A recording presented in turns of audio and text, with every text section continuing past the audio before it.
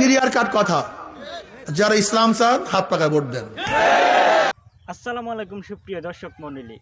তো বাংলাদেশ ইসলামী আন্দোলন চরমনাই হুজুর কি এমন হইল তাদের মাধ্যমে যে জামাতকে নিয়ে বিভিন্ন ধরনের মন্তব্য এবং কি আমির নাকি জামাতের আমির নাকি মৃত্যু আরও বিভিন্ন ধরনের মন্তব্য কি এমন হইল তাদের মাধ্যমে যে একযোগে কাজ করে এসো এখন একজনের আরেকজন বিভিন্ন ধরনের মন্তব্য।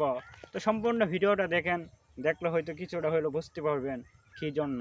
ক্লিয়ার কাট কথা, যারা ইসলাম চান হাত পাকায় ভোট দেন, আর যারা আমেরিকার মডার্ন ইসলাম চান অন্য জায়গায় গিয়ে ভোট দেন। যান, যারা চাঁদাবাজি চান অন্য জায়গায় গিয়ে ভোট দেন, আর যারা দেশকে সুষ্ঠু সুন্দর চাঁদা মুক্ত কোরআন ও সুন্নাহর ভিত্তিতে চালাতে চান তাদের মার্কা হাত পাকা। কোনো ক্লিয়ার কাট কথা, কোনো কথাবার্তা নেই।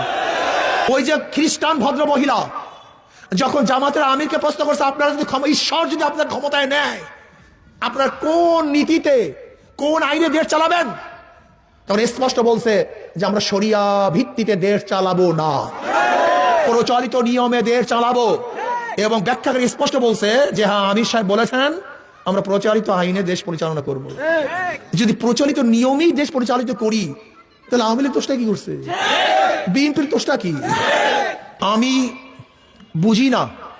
জামাতের আমির সাহেব এক জায়গায় দেখলাম যে পুরুষ বন্ধুরা যান, মহিলা বন্ধুরা আসেন, আমরা বৈষম্য দূর করবো। আচ্ছা আমাকে বলেন তো, মহিলা এবং পুরুষের মধ্যে বৈষম্য করছে কে? এই পর্দার বিধান কে করছে? এখন আমরা যদি বলি বৈষম্য দূর করবো, আসেন, ইমানের অবস্থা কি আমি জানি না। এই মুফতিয়ানি কেরাম আছেন, আপনার ফতুয়া দেবেন আমি জানি না, কিন্তু আমি জানি না বাবা।